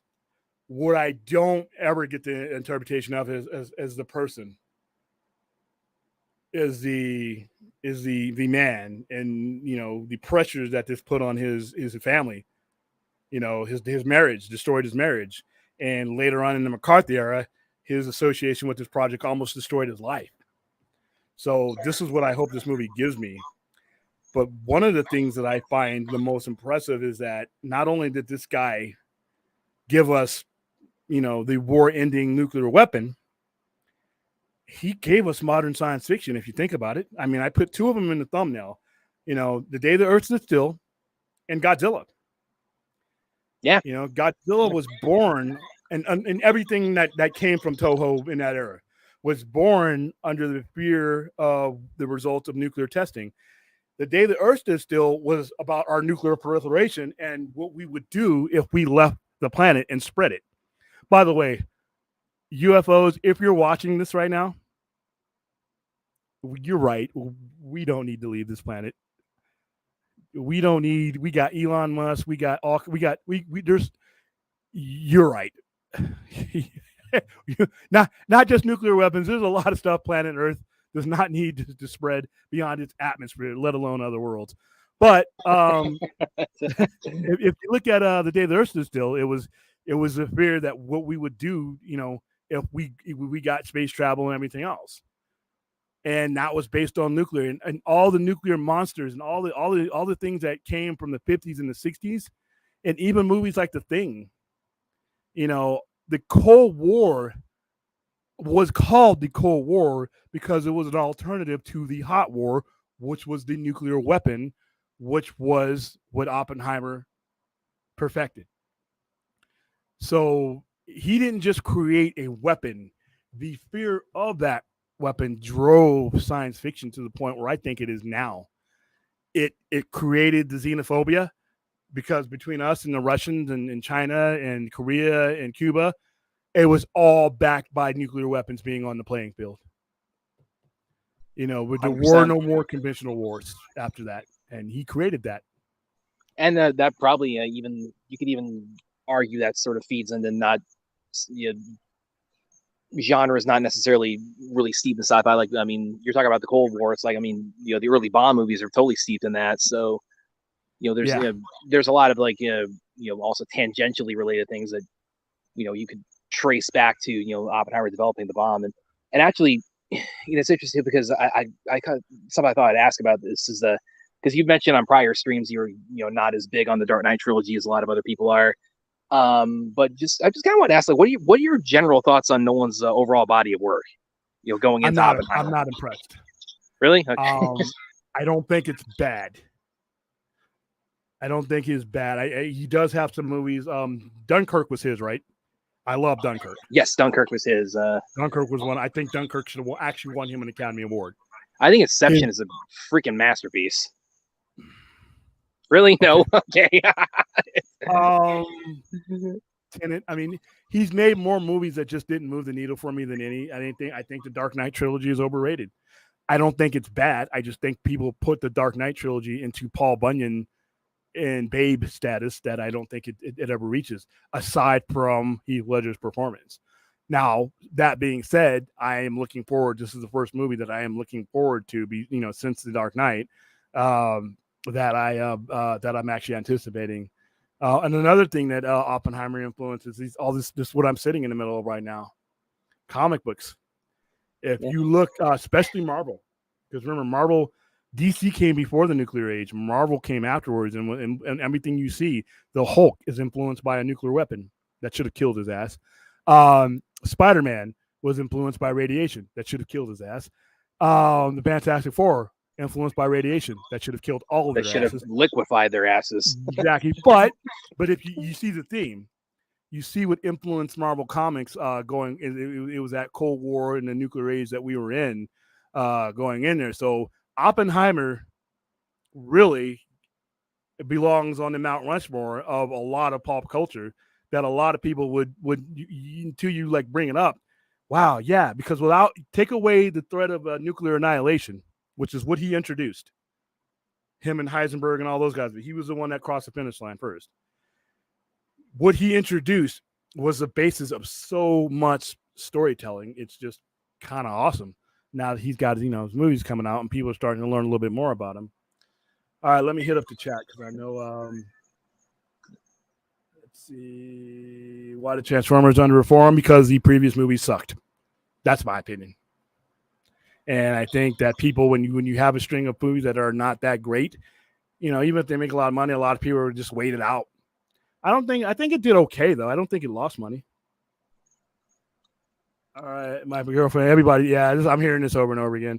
My girlfriend wanted to make a double feature until I told her how long I'd play. Yeah, that's not just a double feature; that's a work shift. Yeah, you like set aside a whole day for both of those. Yeah. Don't what do you say? Don't sleep on Blue Beetle, Black Panther might. I've seen people suggest that it might kind of be for the it might be for like the Latin American community. It could be equivalent to like what Black Panther was for Black audiences. I don't know because I can still remember. I can still remember like going into Black Panther. I mean, just the amount of electricity around that. I mean, I still remember like going to the theater. I mean, seeing people in tribal wear for that. I mean, there was just it was I mean, you use the term cultural phenomenon. There you go. The percentage of black folks, and I have it on good authority, I've been black for quite a while, that were going to see superhero movies was around 13%, give or take. The percentage that went to go see Black Panther was at 47%. So, and here's the thing, the difference between Blue Beetle and Black Panther, the stature of the character. Everybody knows who Black Panther is, even if it's not for the right reasons. Because remember, the character Black Panther was created by Kirby and Lee prior to the militant group Black Panther. The militant group Black Panther took their name from him, and they became a cultural phenomenon on their own. So you've had 50 years of Black Panther. Now, Black Panther was created in what was the second wave of superheroes in 1966. So there weren't that many. He was one of the first things that Jack Kirby and Stan Lee created in their first 4 to 6 years at Marvel. Blue Beetle's an add-on character to Justice League. And he's not on the level that, so yeah, having a minority, having a black person, or having somebody play him, that's one thing. The better comparison that will move the needle even more would be having a person of color or ethnic group playing a mainline character, i.e., Miles Morales. Now you're attaching the ethnic group to a mainline character. Black Panther is already a mainline character. He was one of the earliest Marvel characters out there. But now Spider-Man is your top of the line IP. Blue Beetle isn't. So you could be right, maybe. I mean, who can tell? Who can tell the way these moviegoers are acting these days? You could be right. I doubt it, but I wouldn't be. If you told me, it's doing well. It doesn't need to make that much though. They only bumped the budget up to where it's $125 million, and I don't think they're going to do a lot of advertising for this. So, and the thing is, going to, and for it being originally designed as a streaming movie, it does look, they definitely put money in that for what they originally planned to be, strictly, a Max. Really, don't even get me started on the name change, but Forbes, what was intended to be, it was going to go straight to streaming, and now they've, kind of retrofitted it for a theater run. It's like it's pretty polished. What is my interpretation of the last panel? I think he means for the Killing Joke. Or it's like whether Batman actually kills Joker. No, it's you talking about in the last panel, Killing Joke? I know he does not kill him, and I've always thought that he does not kill him. When they're laughing like that is left. If you go back to the first panels of the Killing Joke, that is meant to bookend those first panels. That Batman knows that mentally he's near a point where he's going to kill him if this continues. But they don't ever, in my opinion, this is how I interpret it, that they just leave it. It's open-ended. That he just, eventually just going to take him back to Arkham. But I never got the sense that he kills the Joker at the end of a Killing Joke. I know they kind of leave it ambiguous, but I never. The whole point of the story for me was that the Joker lost on both fronts. He lost in trying to break Commissioner Gordon, because even what Commissioner Gordon had been put through, and if you read it and actually look at it, we can't even show a lot because some of it's pretty graphic. They got him on a leash. They're dragging him through an abandoned circus on a leash while they got pictures of his bleeding daughter on all these screens around him. Even then, the commissioners bring him in by the book. You have to show him our way works. And that means something to Batman, because that their relationship there is he trusts Batman not to kill the Joker. So the whole point is that the Joker is wrong. The same point that in Dark Knight that is made, that the Joker is wrong. That people, just because you had a bad day, just because you responded this way, that everybody, that's just an excuse. That's just an excuse for you. And that's what the whole point of the operation was. So I don't think he killed him. Yeah, guys, please be patient. I am trying to get to as many questions as possible, but because we're using a different StreamYard, I couldn't bring all the people in that helped me with the chat. So I'm going through them as much as possible. I won't get to all of them. Now, what you can do is, because I'm on my own channel right now, you can leave questions and comments on my YouTube channel right into this stream in the comment section, and I will get to those. If you notice on the other ones, I do try my best to answer the questions because if you guys took your time to ask them, I really do want to. Get to a lot of the cinematic Batman Joker dynamic can be traced back to the Killing Joke for inspiration. Yeah. No argument there. Later on there. All right, Rhea. It stripped Joker's facade of anti-establishment absurdity, revealing him as a sociopathic, detached nihilist. It highlighted his complete disregard for society and the depths of his twisted mindset. Yes, that's exactly what Killing Joke does. And, then all the other stuff, the softcore stuff, undid that. But like I said, it was controversial. It was controversial. First of all, you didn't have any type of implied nudity in a comic book. Like Storm would be flying through the forest, on her wind powers, and there would be 2 leaves covering everything. They always did crazy stuff like that. This they made it a part of his tool. And if you've ever studied rape cases and ever studied abuse cases, that is a dehumanizing tool to a woman, to do that to a woman. Yet that wasn't his goal. So the society in 1988 was like, oh my goodness, what is Joker, a pervert or a rapist? No, only if you weren't reading the book. The object of what the Joker was doing was trying to make, Jim, his daughter. He couldn't protect his daughter. He's a cop. His job is to protect people, and he can't even pick his daughter from this brutal, awful thing happening. And that's if you look at society in general, vigilantes, people who go after people for revenge, they give up on the rule of law because something like that horrible happened to them. So that's what the Joker was trying to do.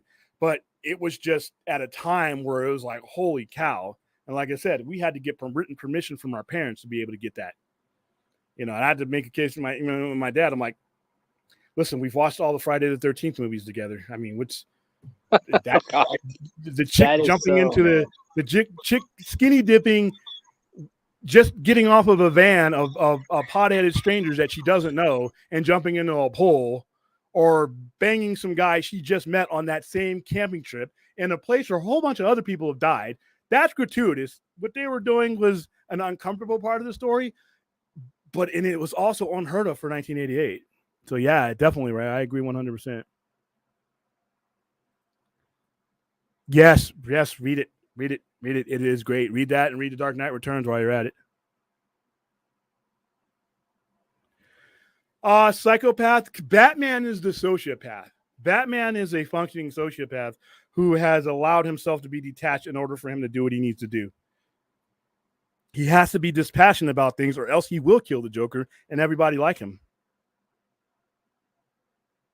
Yeah. 1988 was different, man. It was so different. And like I said, this made the news. The Killing Joke made the news. I remember the images of what I just showed you, and what we just showed you wasn't as graphic what's in the comic. They blurred out images on the nightly news on this, and you had people, the PTA and the parents. There was another group, same group that went after Two Live Crew, was trying to go after, comics, and it was Decency Police. And I'm like, not one of those MFers read the book. And if you read on its face value, like I said at the beginning of the stream, on its face value, you read what he does to her. That's awful. That's uncalled for. It's unheard of. But, and I'm not saying, be honest with you, I'm not saying that it wasn't overboard necessarily. However, in the context of the point that he was trying to drive home with his main antagonist, that was a secondary byproduct of what he was trying to do. And back in 1988, we just did not have the tools to make the separation. All right. Yeah, this just proves how great a comic book writer Alan Moore truly was. He's an asshole, and he's mean. Yeah, he's a character. And he doesn't want any of his stuff ever adapted. I mean, I thank goodness. There's a reason why he doesn't have a credit on Watchmen. Yeah, but the other guy did. Dave Gibbons jumped right in. Thank you, Dave Gibbons, because without you, I wouldn't have gotten the interpretation of Watchmen I got. Alan Moore truly was at his time. Just surprised he kind of since has had his name taken off of some of his comic. Because he doesn't think anybody can do that. And V for Vendetta is amazing. V for Vendetta is an amazing adaptation of his work. He doesn't even like that. You can't get a better adaptation of that than Hugo Weaving and Natalie Portman did. I wouldn't be surprised if with the bringing Mangold on for Swamp Thing, that Gunn his concept is like probably going to drop really heavily from Alan Moore's run on Swamp Thing. I hope so. All right, unregulated 80s capitalism, woohoo, and worsening socioeconomic distribution of resources and infrastructure. Wow, these are a lot of big words. I'm not tripping over. Woohoo, was a perfect time for the story to come out, and it confronted those themes in a stark allegory. It also, that's true, Ray, but it also did? The brutality that is inflicted upon her and the graphic nature of it was happening at a time, like I said, when slasher movies were just doing it. They were inflicting violence on women just as like it was potato chips, take one, do it again, take one, do it again. And it wasn't necessarily, we accepted it as people who watched 80s horror. It was just, it was kind of expected. You didn't have TNA in your movies. You might not get, that demographic to go see your movies, and it's going to be on VHS. But at a time when that type of act towards a woman was something you would see in a horror movie, and it was acceptable, but it was in a comic book. And at that time, the outside world still saw comic books as things that were for kids. And like I always say before, from Bob Kane, Bill Finger's creation of these two characters, I will make the argument, and I will take it to my grave, that Batman was never intended for kids. And when you say, well, William, comic books were for kids, 1930s kids, you got to understand that those weren't normal kids, and they weren't going through normal stuff.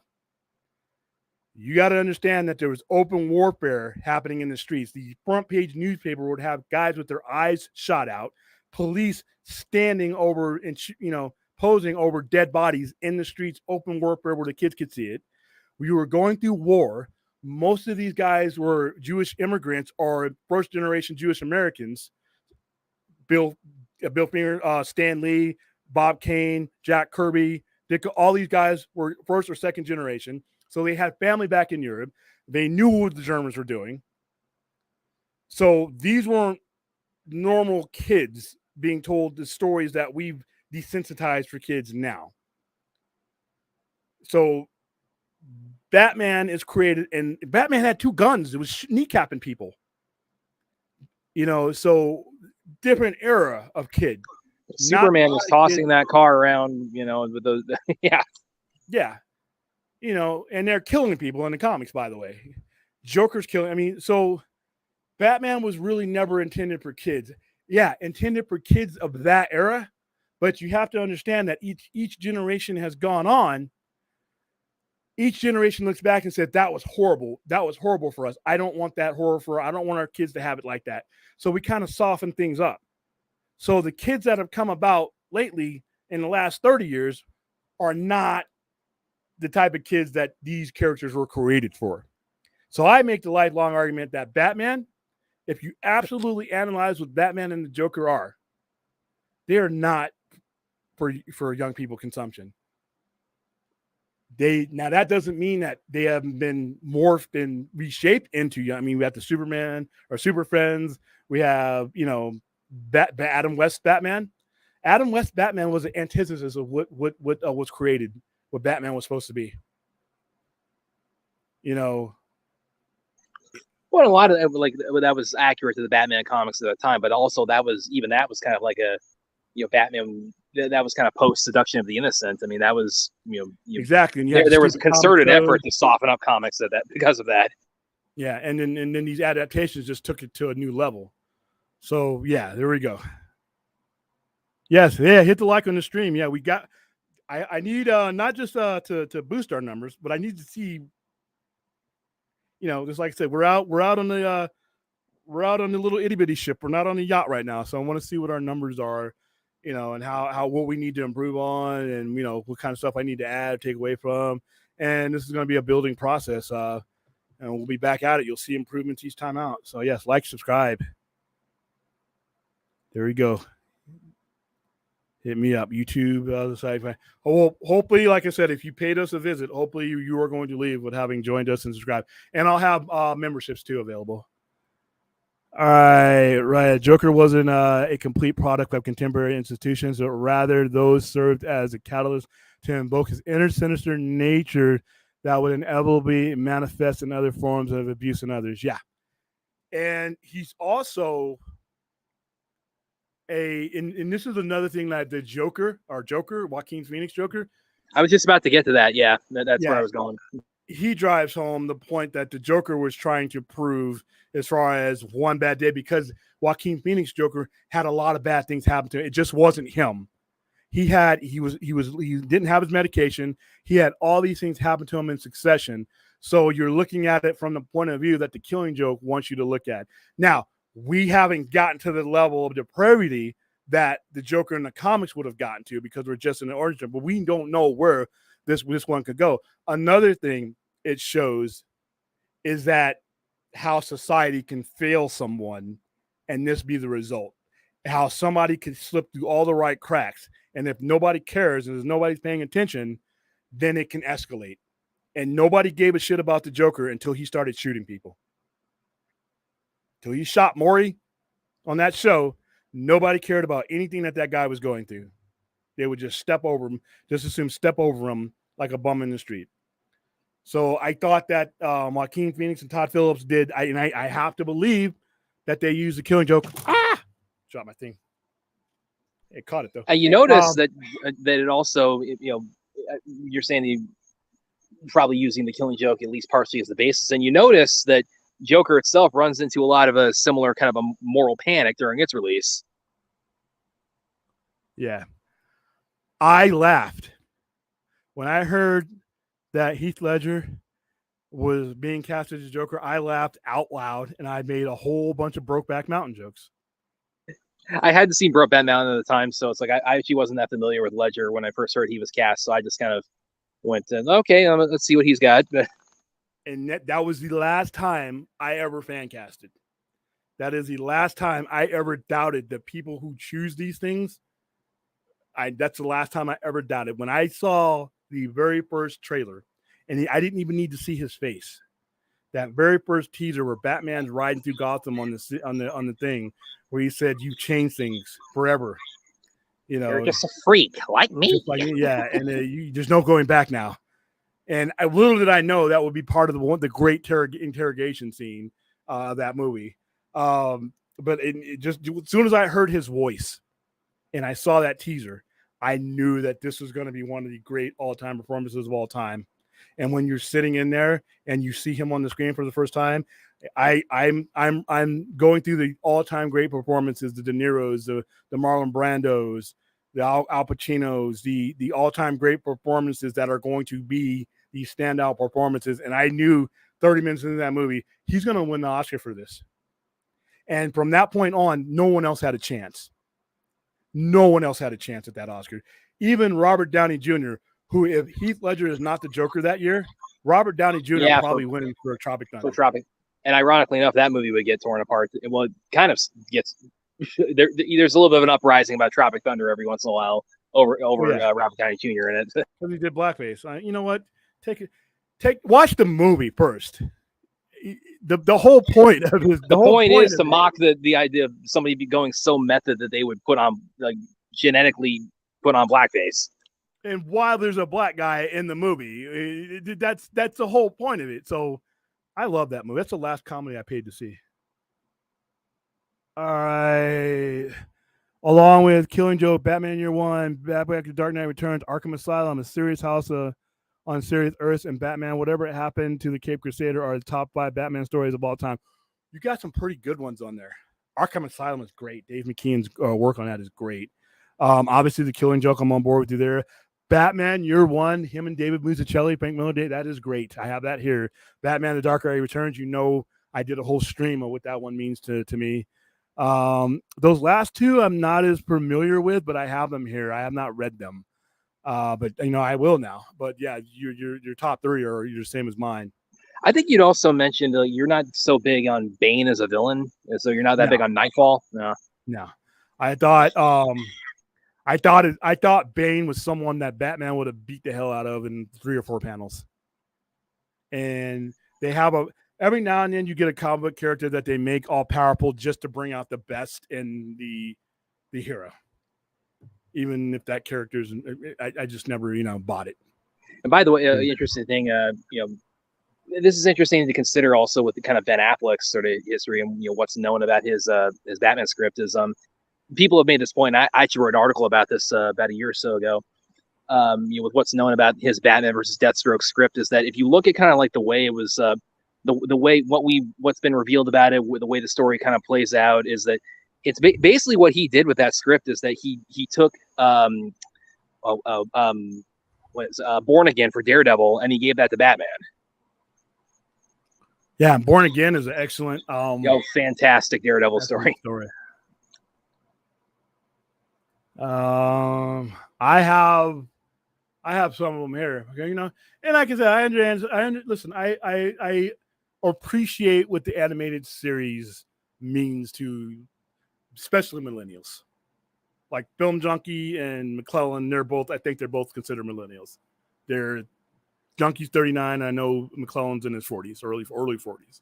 So I'm that's a millennial generation, right? That you guys, I understand and completely appreciate what that.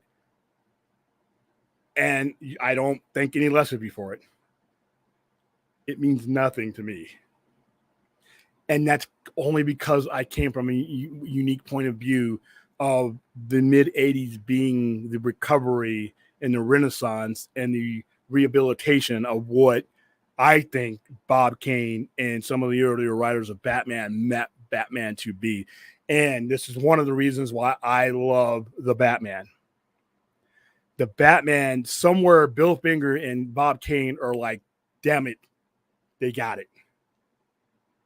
The Batman is what Batman is supposed to be. Now, you can make a fair argument about the acting quality, depending on who's your favorite actor, whether it be Ben Affleck, Christian Bale, Adam West, depending on how far you want to go back, animated series, but as far as the overall environment, the overall tone, the overall myth of what the Batman is supposed to be, I think that that is what makes the Batman the best overall movie for me. Doesn't make Robert Pattinson the best Batman yet, but it makes that overall movie because Batman is more than just him. It's about everything around him and how he exists in that environment. And I think the Batman and Matt Reeves got it perfectly. And in ways that I don't think the Dark Knight trilogy comes remotely close to. So there's where I'm at on that one. But as far as the animated series goes, like I said, I know I joke about it, and I really don't feel that I have no use for 90s animation on both Marvel and DC. Their newer stuff is great because the newer stuff is being based off of the actual comics and what the comics were meant to be. But that stuff in the mid 90s, they were literally trying to make something that was not meant for children suitable for children. And I always say, I had as much use for that as I did a G-rated Friday the 13th movie. Neither one of those are made for kids.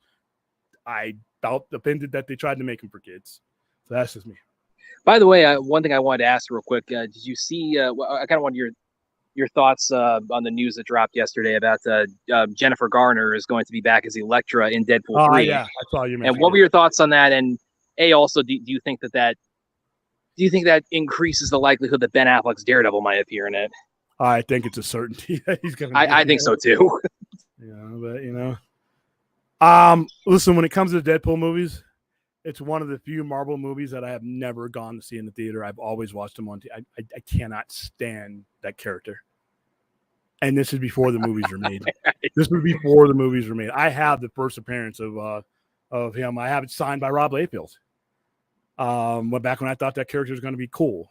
But then I just cannot stand, especially as he's progressed I hate Deadpool. But hey, it's not for me. So, I don't see me seeing this movie in the theaters. I have no problem with waiting for it to come on Hulu, which is where it'll probably be, since it's probably going to be violent as hell. But hey, I mean, I think that's like, I mean, you're talking about Garner, returning as Elektra and Affleck as Daredevil, allegedly in this. I mean, I think that's like, I mean, not to be that guy. I mean, let's just talk about the fact that, I mean, you're talking about like comebacks in a superhero ensemble that nobody thought possible prior to this. So I think I'll just let people read between the lines on that. Well, once again, you're talking about, you can do that when you've handled your IPs correctly. They've handled, I have nothing but disregard for the character Deadpool. So I'm not interested in the movies just based on that. But they've handled Deadpool right. They handled their IPs right. Even their Fox stuff that they've had now, they're handling it right. And when you do that, you can go back to that well. The problem with DC is that they've discredited any momentum that they could have from anything that they've done like that, to the point where they ran away from it. See, Marvel runs to their chaos. DC runs away from it.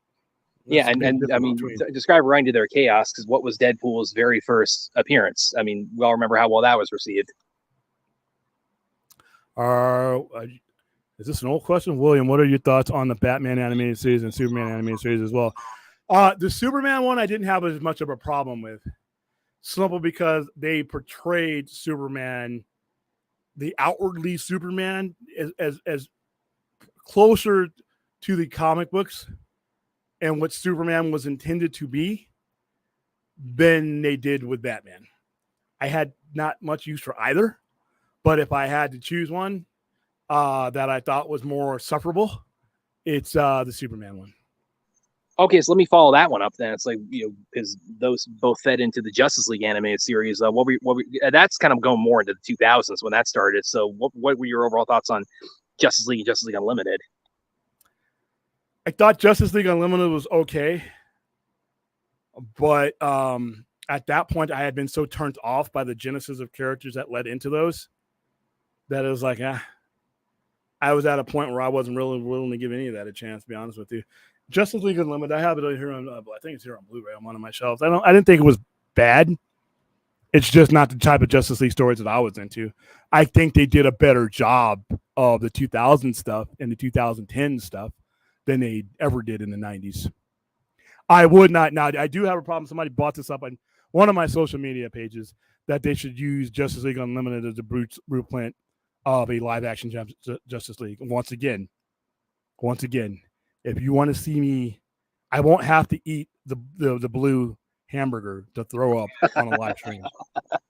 If you adapt Justice League Unlimited and think that you can take that into a live Justice League, it's not the same thing. It's just like these guys who say, well, they should just use Grant Gustin as a Flash and replace Ezra. I want to ask you guys this. All you guys that say they should use anything from the CW, and they should dump hundreds of millions of dollars into a movie headlined by anything from the CW. Answer me, and answer this in the chat. Answer it in the comments later. These guys couldn't get people to watch them for free. Now you're going to make them the major star of something that I would have to pay to see. Have you seen the numbers on the CW shows? Did you see the numbers on The Flash? Oh, it lasted 9 years. Yeah, it's called money laundering. It's a tax write-off. The CW never drew a profit. It has never drawn a profit in its existence. And the main way you draw a profit in a network like that is by ad revenue. But people have to look at the ratings and say, well, is there anybody watching? They're not drawing ad revenue. So it's a write-off. It's on a loss sheet. But you're going to take anything from the CW that literally can't get, look at the numbers. You can pull up, don't even believe me, pull up the ratings on the CW shows. So you want to use people that people aren't watching for free as a bait for people to pay $12, $13, $14 to see. And I know the CW has its fan base, and I'm not trying to make fun of you, but from a business sense, how would you justify that? I'm sorry that these guys spent a lot of time making shows that nobody watched. I'm not even knocking. I'm not a big fan of low budget superhero. I say go all in or go home. But I understand there's an audience out there, and I respect that. But at the same time, it's just like Batman Beyond. Everybody thinks that because they watch this, that there's millions on top of millions on top of millions on top of millions of people that are watching these things or know about these things. And they want the live action thing where hundreds of millions of dollars will be spent.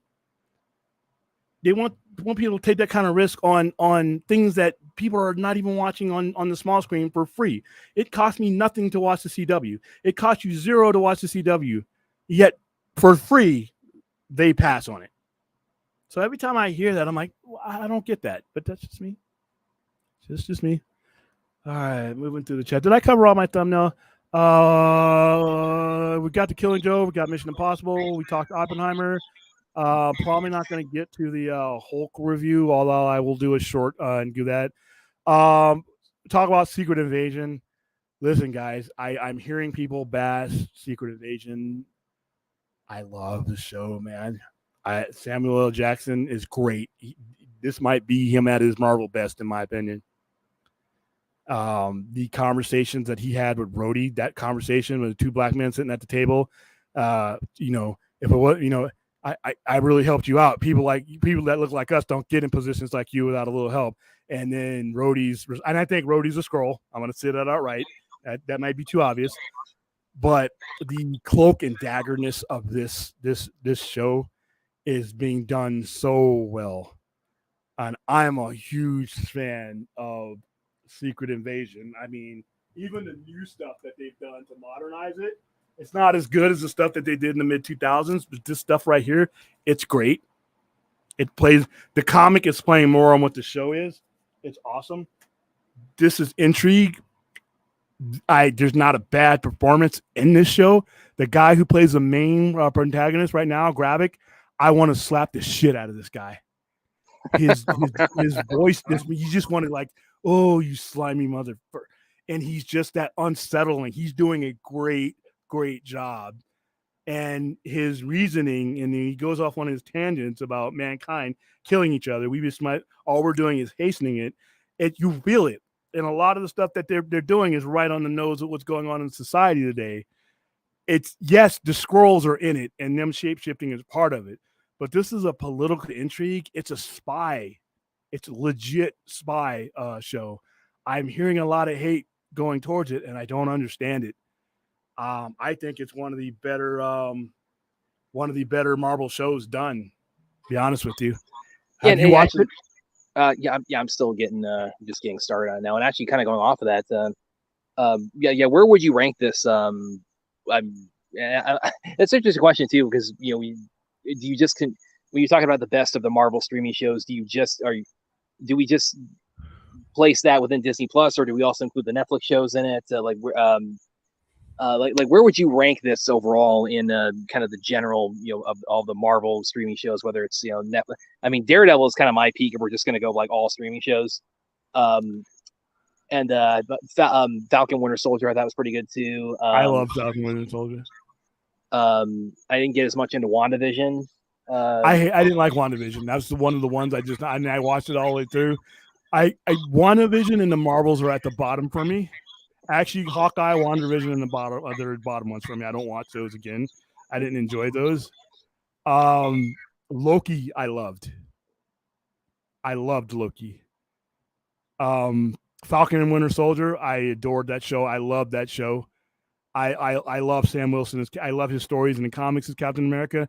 I thought Anthony Mackie did a real good job. And there's a speech that he gives at the end of the last episode when he first dons the Captain America thing, and he something he says that just resonates with me. Obviously, being black, it resonates with me even more when he's saying, "I'm a black man wearing the stars and stripes, and there's a million people that hate me because of that, but there's nothing I can do about that.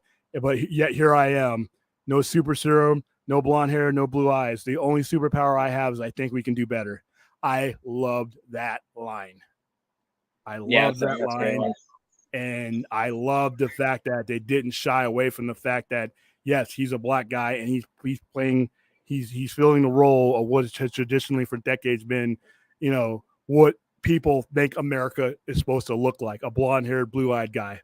And here's this black guy who is every bit the American that Steve Rogers is. Military captain, same thing.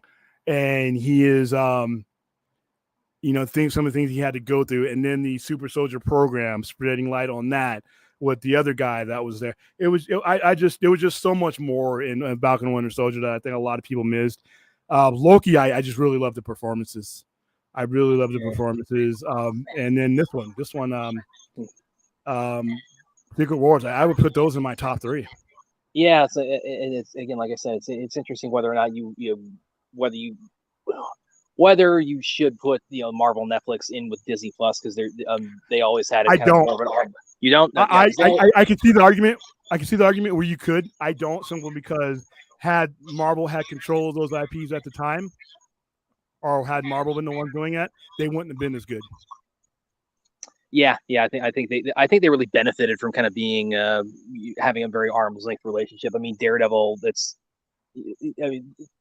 What can I say about Daredevil has already been said, and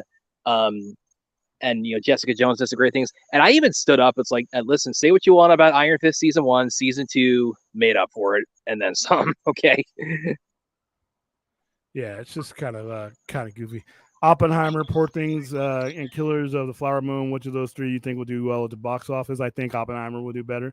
It's going to get smashed by Barbie, but hey, question: out of those 3 sci-fi movies, the creator, Dune Part 2, Rebel Moon, or what are you most looking forward? Dude, it's a dead tie between Rebel Moon and Dune 2.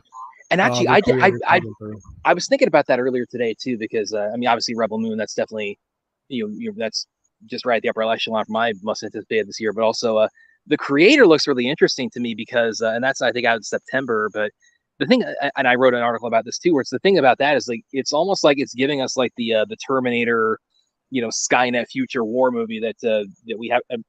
There was of course, Terminator Salvation tried to do that. I think it really stuck the landing, but this is like it's really kind of like trying to do, the Skynet future Terminator war that we haven't really really been dove into that much, and again with what's going on now with the strike and AI, it's like it's eerily prescient.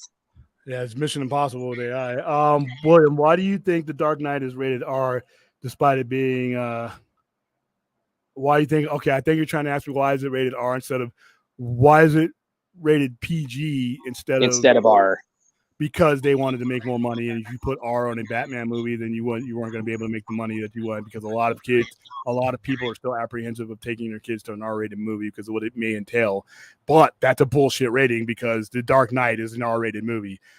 I'm sorry, you have a mass murderer running around, blowing people up, cutting people up. You have massive disfiguration on him. A guy's half of his face is being burnt off by acid. You have a dude that puts a pencil through a guy's skull. Yeah, I know it's implied, but you sure as fuck know what's happening there. It is a brutally violent movie. I thought it was borderline PG-13. You could have given an R. The only way they got away with it, they didn't do a lot of blood. Same way with Venom, Let There Be Carnage, when he decapitates that guy in the church. The only reason why that's not R is because you don't see him biting a guy's head off. You don't see a lot of blood. So, but yeah, the PG-13, we've gone over that way. The PG-13.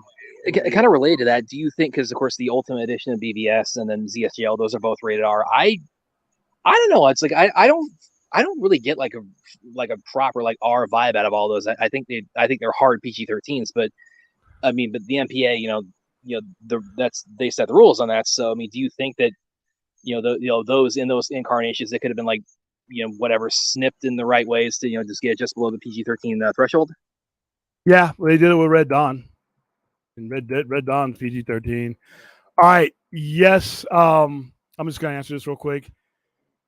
The Comics Code Authority wasn't created yet, but what you remember, all of that was a response to years of pressure. Prior to that, are you saying that? I'm not saying. I hate when I just see things. I don't know what the context of what he's inquiring here. If you're still here, Hawker, Can you? And by the way, talking about the Comics Code Authority, if anybody if you have the DVD of Blade, the first Blade movie, go on the special features and go into the kind of history of Blade or making whatever that feature it's called, and they have a rundown of like a lot of the stuff that was in the Comics Code Authority, and you really see just how stringent a lot of that was about just how much they were really boxing the creators in. Yeah, Comics Book Code Authority. Yeah, we have this whole documentary about this. It's created in September of 1940 or 1954 in response to a widespread public concern over graphic violence and horror imagery in comic books. Yeah, it named the New York magistrate Charles F. Murphy. That guy lived forever. Yeah, and they contributed. Here's a whole article on it, but yeah, it was a response to a lot of the stuff, and then you also had the horror comics that came about. A lot of the Tales from the Crypt type of stuff that was happening in the 50s. You could just get it, but no. I'm trying to figure out what he's saying here, but guys, hey, if you guys leave comments, do me a favor, try to give me a little bit more context because there's a lot of comments in here, and we're going from one to the other. So in order to respond to what you're trying to say, I need a little bit more than just a sentence. And granted, he probably typed this, half hour ago. I'm just not getting to him, but all right. So I think I got. Nah, Deadpool's not on my ban list. I just don't prefer the character. I'm not, you never hear me saying don't go see those movies, but I just won't. I'm not a big fan of them. So is that it? Without when you said now, is that partially rooted? We talk about like just not caring for the Deadpool as a character. Is that rooted any in that he's pretty overtly like a spoof of Deathstroke? That he's just a spoof in general. Yeah. I just never took him seriously. I remember we used to go nuts for EC horror comics. Those were pre-comics codes, weren't they? Yeah, and then they reprinted them in the 80s. And that was one of the things that, but I really want to, like I said, I don't know. But yeah, this is, the comics code wasn't created in 54, but like I said, just imagine what was going on from 1938 to 1954. That's like literally a long time. I mean, I read the documentary I referred to, Stan Lee, he mentions he, trying to do an anti-drug story with Spider-Man, during the Comics Code Authority. It's like he ran into a roadblock. He couldn't do an anti-drug story. He had to fight for that so hard because of the Comics Code Authority at the time. Yeah, let's see. But yeah, a lot of publishers, right around that era, they felt that heat coming. They felt that heat coming from Congress. They felt that heat coming from, and then a lot of the places that carried comic books were getting kind of skittish too because they were threatening not to carry certain things if they didn't meet certain requirements. So even before the comics code, you had a lot of, you got them from drugstores, liquor stores. That's where you primarily got your comic books from, newspaper stands. You got a lot of people that, were a little apprehensive of carrying certain things because of the violence and the graphicness of it. So, okay. So let me see. Well, yeah, once again, guys, if you have, you can get away with like all kinds. You can get partial nudities, shootings and stuff like that. Lots of violence as long as you don't go lower. You don't go the lower halves, and they give you an R. Or you don't show explicit cutting or lots of blood. But even like I said, even prior to this, like after the comics code was done away with years and years ago. Before that, you saw blood, but it was brown. So let's see. Yeah, I love the Punisher TV show. I love the Daredevil one too. Yeah, Punisher's pretty good. Yeah, I just don't think they would have happened. I really liked when they had him on. Had Punisher on season 2. And that rooftop scene is so great with them arguing, and the fact that came out like a week before BBS too, where you had you had Punisher versus Daredevil and then that versus Superman. That was so. The debate of conflicting heroes was just in the air right then. Yeah, the Nolan Batman trilogy is about different aspects of Batman got beat down, but is still persists like Batman broke his brain, The Dark Knight broke his heart, and the Dark Knight Returns broke his body. I was just never wowed by this series. All right, I think we're about to wrap it up. I think I covered everything. I'll review the Hulk #1 and the short one on here. That'll be one of my shorts. Yeah, Harry Osborn died in the comics of drug use. He mixed drugs with the Green Goblin series, and he died in Peter's arms. All right. Let's see. All right, I'm just making sure I got all the chat. All right, so that's it. That's our little experiment for the first time out on our own on our channel. So hopefully you guys enjoyed the show. Let us know in the comments, like if you got legitimate things that you think you'd like to see on the show. I'm going to start posting more stuff in the community page, polls and stuff like that, just to see what kind of content you guys want to see on this particular show. But you're going to see a lot of shorts from me. Like I said, I'm going to do my comic review on the shows, but and then we'll do some long form stuff. I'll start uploading some of my older stuff that we've done here that explains, that goes into